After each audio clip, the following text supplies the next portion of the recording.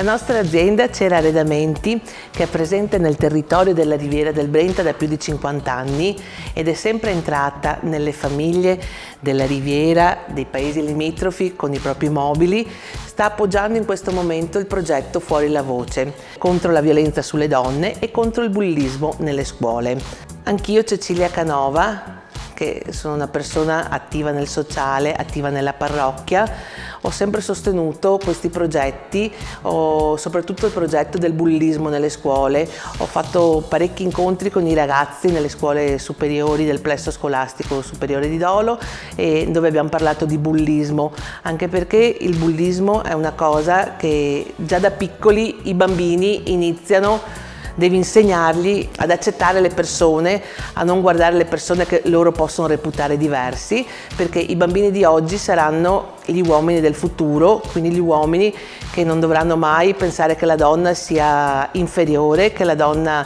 possa essere maltrattata.